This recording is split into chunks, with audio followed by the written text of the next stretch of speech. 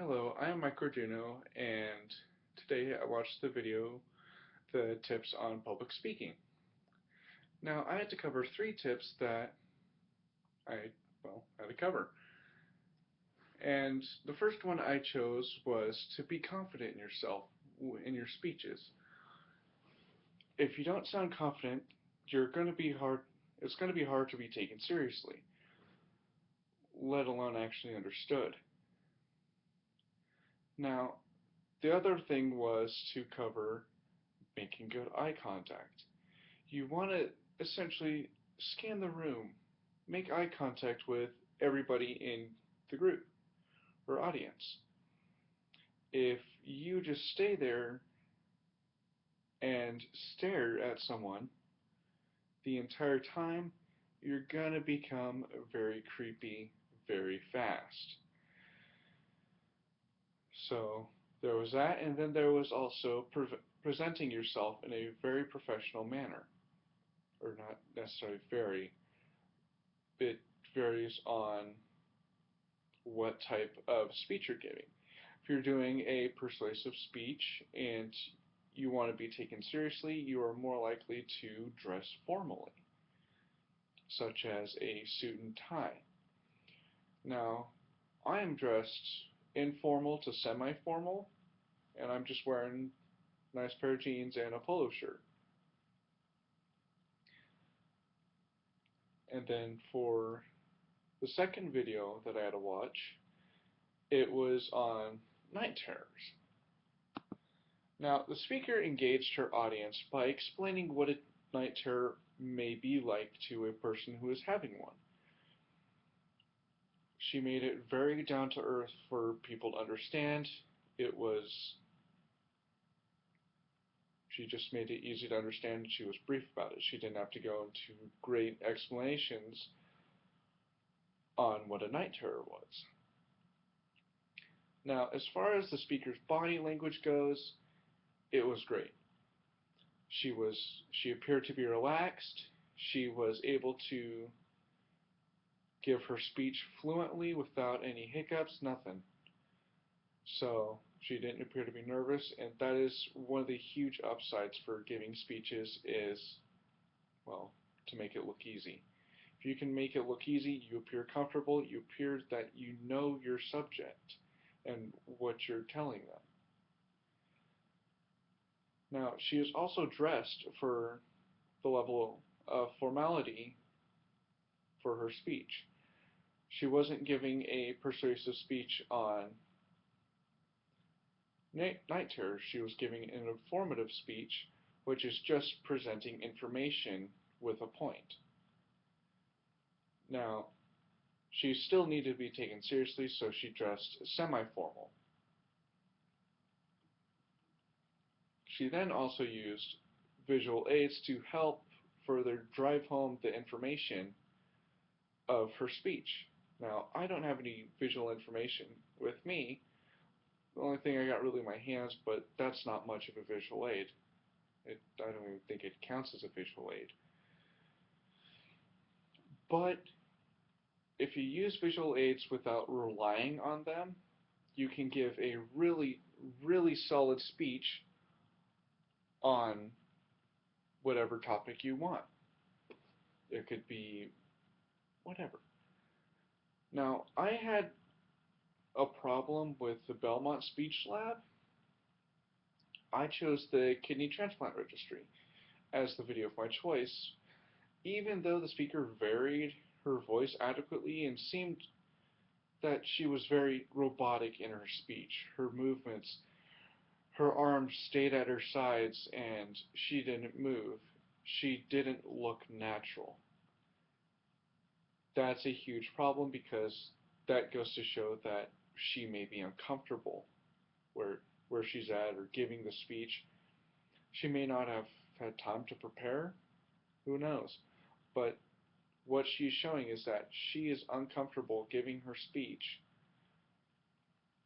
And one of the things that probably could have helped was that she didn't have a whole lot of visual aids. What visual aids she did have came in like a minute and 30 seconds after, her speech started. And even still, they weren't that much help. Because as she was giving her speech, she was throwing out these names, these numbers, places, and it was just, it seemed like she was listing all of her facts together in a speech. There was little to no voice of the speaker in her speech. There was just none. It was just all facts and just kind of, it was all put together properly. It's just she had, her voice was not in there. So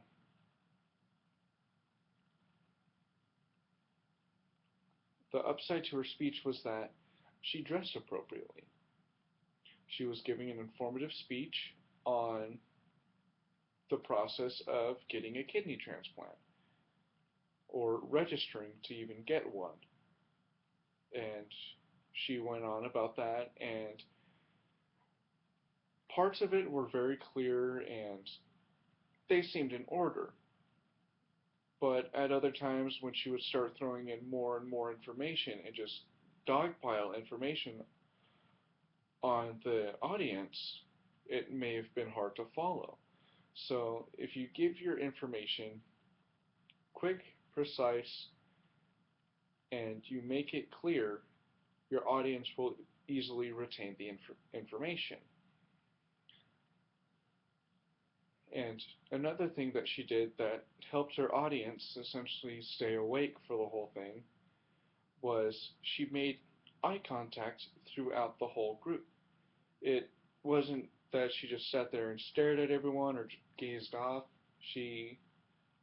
I could tell she was looking throughout the room, but she wasn't just kind of gazing up at random stuff.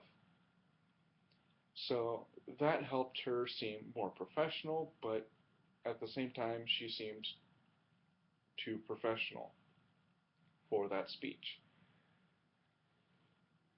Now, overall, from what I learned from that video was how a person appears when they're uncomfortable during speech, and it almost seems as if they don't know what they're talking about or they're unsure.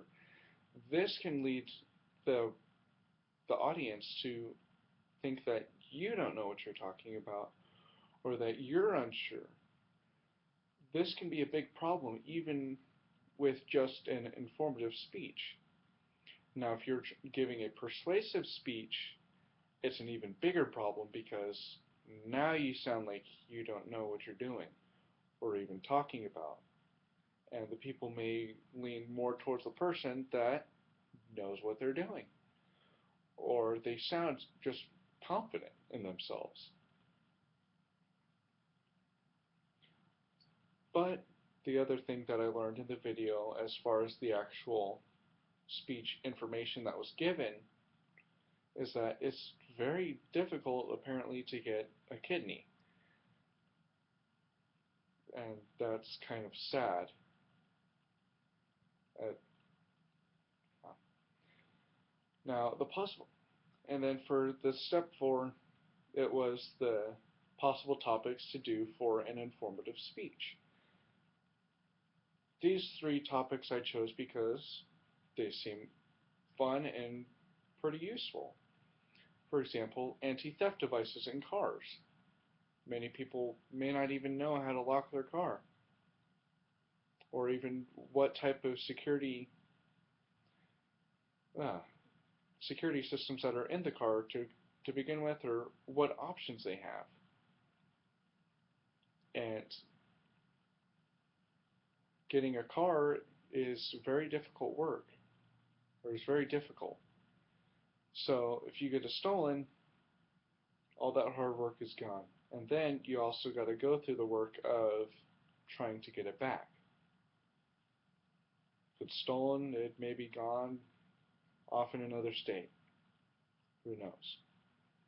But that's the problem. If it doesn't get stolen in the first place, then the problem's eliminated. And then the second topic I chose was automotive safety, as far as accident avoidance, airbags, seatbelts, all that stuff. as far as what cars have to offer. One car could be better as far as safety, the amount of airbags it has in it, the overall design of the vehicle, and then the others could not be as great. So there's a whole bunch of options that you have to choose from, and if you the automotive safety would be great for people who are interested in maybe buying a new car or, well, just that, just buying a new car, and even used ones at that. So that could be huge, huge benefit to a lot of people. And then lastly, for the topic that I thought would have been kind of fun to do is phobias. Now, phobias are interesting. Everybody has one. Nobody is not afraid of anything. There's always a fear of something. So, if people aren't really sure what they have of phobias, they could probably look it up. They could know what their fears are and find out what phobia it is. And this is a great topic to choose as far as just phobias. You can expand it to phobias in general, or you can narrow it down to a specific phobia and what causes it, or why you may be, or why you may have this certain phobia. It's, well, just a very interesting topic overall because it's easy to do research on. There's multiple studies you can do, just lots of information. Yeah, there's lots of information on that topic. So in conclusion, overall, I feel that I've learned quite a bit from those few videos that I watched. As far as public speaking goes, I know that I need to appear comfortable and not skip over myself all the time. So, and then there's also the not adding ums, uh, that as fillers because that just makes you appear unsure, or if you're not sure about what to say next, you can pause, as I've been doing throughout this entire video. So, I feel that I've learned quite a bit overall. Thank you.